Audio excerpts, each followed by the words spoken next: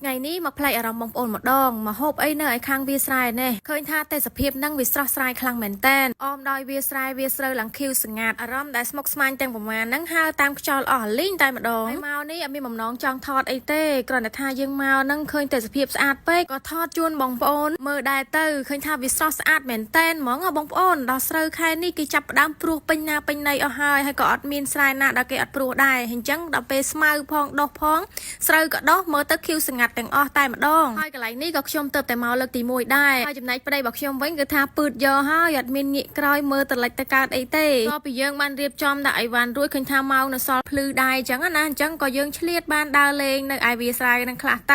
ៅហើយកន្លែងនេះគឺខ្ញុំអត់ដែរមកទេបងប្អូនរាល់ដងហ្នឹងទៅឯម្ដុំខាងលិចតែម្ដងនេះគឺមកម្ដុំខាងកើតវិញម្ដងឃើញថាវាស្រស់ស្អាតមែនតែនក៏មិនដឹងថាភូមិនឹងឈ្មោះអីដែរគាត់តែចេះតែជិះមកជិះផ្លូវឃើញផ្លូវចេះតែជិះតាមផ្លូវអញ្ចឹងណាបងប្អូនក៏បានទិញអីយកមកហូបនៅកន្លែងវាស្រែនឹងដែរកូនរបស់ខ្ញុំគេចង់ឆ្លងទៅខាងនោះគេសុំឆ្លងទៅខ្លាចថាអត់ហ៊ានទៅបងប្អូនខ្លាចធ្លាក់ទឹកអស់អញ្ចឹងឲ្យដើរទៅក៏ដើររួចទៅអញ្ចឹងណាចាឥឡូវចំពោះខ្ញុំវិញម្ដងគឺឃ្លានបុកល្ហុងមែនតែនក៏កំងបុកល្ហុងបងរបស់ខ្ញុំហ្នឹងចាយកមកវាស្រែហើយរាល់ដងហ្នឹងគឺខ្ញុំហូបនៅវាស្រែអញ្ចឹងឯងបងប្អូនឲ្យតែថាងាកឡើងសល់មករៀងភ្លឺអញ្ចឹងណាគឺយើងតែងតែជិះដើរខាងក្រៅប៉ុន្តែម្ដងមកទីនេះហេបងប្អូនគឺស្រស់ស្អាតខ្លាំងមែនតែនមានភ្នំមានអីអញ្ចឹងណាហើយស្មានហ្នឹងកង្កែបយំឡើងពេញហ្នឹងហ្មងស្មាននេះគឺម៉ោង5ជាង7:06អញ្ចឹងហើយគឺកង្កែបចាប់ផ្ដើមចេញហើយអូបដាអង្គុយគិតបដាគិតថាខ្លួនឯងបើសិនជាមានដីនៅកន្លែងនេះម្ដុំមិនដឹងជាល្អយ៉ាងណាទេបងប្អូនងាកទៅណាក៏ភ្នំងាកទៅណាក៏មានភ្នំដែរហើយទេសភាពហ្នឹងនិយាយពីថាមិនអាចបរិយាយបានណាបងប្អូនអើយហើយនៅខាងក្រោយខ្នងខ្ញុំមានទឹកហូរឡើងជ្រោយតែម្ដងមើលទៅឡើងស្អាតហ្មងណាច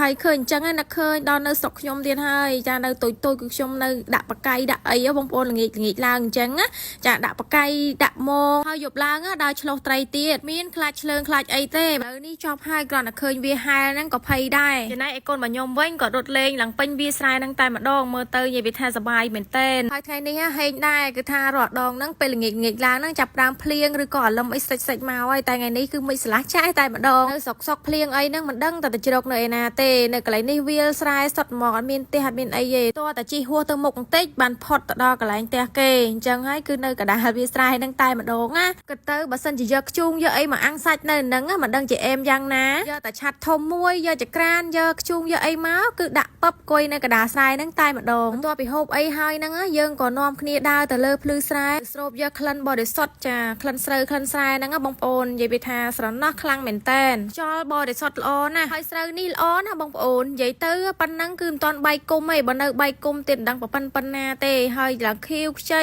ហើយទឹកនេះហូរតាមកាត់វាស្រែចាកាត់ភ្លឺស្រែហូរចូលបលាយហើយនិយាយទៅទឹកនេះហូរឡើងស្អាតតែម្ដងបងប្អូនហូរច្រេចច្រូចឮសំឡេងក្អាត់យំផងយឺសំឡេងចាបយំផងចាបងប្អូនអើយស្រណោះខ្លាំងមែនតែនឥឡូវនេះអង្គុយស្រូបក្លិនខ្យល់ឡើងពេញពោះហើយក៏នាំគ្នាទៅផ្ទះវិញមកសានេះឃើញវាស្រូវវាស្រែបែបហ្នឹងតែឆ្នាំក្រោយមកម្ដងទៀតមិនដឹងថាគេអភិវឌ្ឍទៅយ៉ាងម៉េចទៀតឥឡូវនេះគឺកូនរបស់ខ្ញុំក៏រត់លេងឡើងខត់ហើយក៏យើងនាំគ្នាទៅផ្ទះវិញ3អ្នកឪកូនហ្នឹងបងប្អូនចាហើយស្រឡឹងមើលវាស្រែសំណោះខ្លាំងណាបងប្អូនអើយមេការ៉ូភ្លៀងទៀតចាចិត្តយប់ហើយហើយចេញទៅនេះក៏មិនទាន់បានទៅផ្ទះដែរបងប្អូនឈៀងចូលទៅទិញមកហូបយកមកផ្ទះទៀតព្រោះអីប្តីរបស់ខ្ញុំនេះគាត់ចង់ហូបបកងហើយក៏ជិះហួសទៅកដល់កន្លែងផែហ្នឹងតែម្ដងទៅដល់ហ្នឹងក៏ឃើញទូកគេទឹកតែចូលថ្មីហើយក៏បានបកងនេះស្រស់ថ្មីទៀតបងប្អូនអរគ្នាចាមានក្តាមមានបកងហើយយើងតម្រ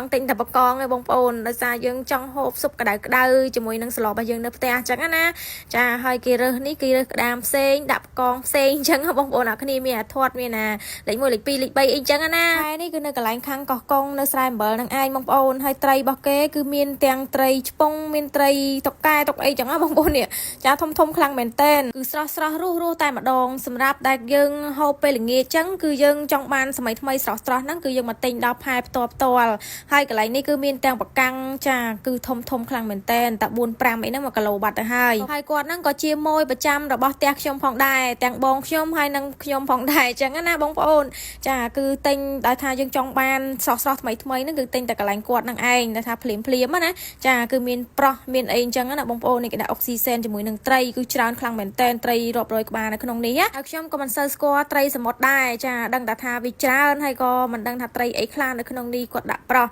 ដើម្បីឲ្យវារស់ហើយក៏សាច់របស់វាហ្នឹងក៏ឆ្ងាញ់ដែរហើយនេះបកាំងបងប្អូននិយាយថាគេលើកពីទឹកមកពីទូកថ្មីស្រស់តែម្ដង អូយបងប្អូនអើយឃើញនេះអូយទឹកត្រីកោះកងមិនដឹងជាឆ្ងាញ់យ៉ាងណាណាចាយើងហូបឆៅហូបភ្លាហូបអីហ្នឹងបងប្អូនទូកចូលដល់កន្លែងមាត់ច្រកហ្នឹងតែម្ដងហើយនេះប្តីរបស់ខ្ញុំគាត់ចង់បានបកងគឺមានលេខ1លេខ2លេខ3ឬក៏លេខ4អីចឹងណាហើយបកងឥឡូវហ្នឹងក៏ចាប់ផ្ដើមសម្បូរដែរអញ្ចឹងបងប្អូនអរគ្នាដែលចង់បានអាចទៅទិញកន្លែងគាត់បានឬមួយក៏ទៅទិញនៅឯផ្សារចាគឺថាវាចាប់ផ្ដើមសម្បូរគឺគេរកបានអញ្ចឹងណាហើយខែនេះគឺខែភ្លៀងទៀតបានសុបក្តៅអញ្ចឹងរត់តែឆ្ងាញ់ហើយឃើញបកងហ្នឹងពណ៌រៀងកាឡាមក្រហមអញ្ចឹងតែប៉ិតទៅវាគឺវារស់អញ្ចឹងហើយគឺយើងដាក់ស្រស់វាបន្តិចអញ្ចឹងដើម្បីវាងាប់កុំឲ្យវាលោតពេញឆ្នាំងអញ្ចឹងណាហើយក៏យកដាក់ក្នុងស៊ុបតែម្ដងទៅមានពងទា2 3គ្រាប់យកទៅដាក់នៅក្នុងស៊ុបហើយបន្ថែមជាមួយនឹងទឹកដោះគោឆៅមួយកំប៉ុងទៀតទៅបងប្អូនណានិយាយថាឈ្ងុយខ្លាំងមែនតែនធ្វើការហត់ដាក់ទឹកស៊ុបមួយចានបែកញើសជោគតែម្ដង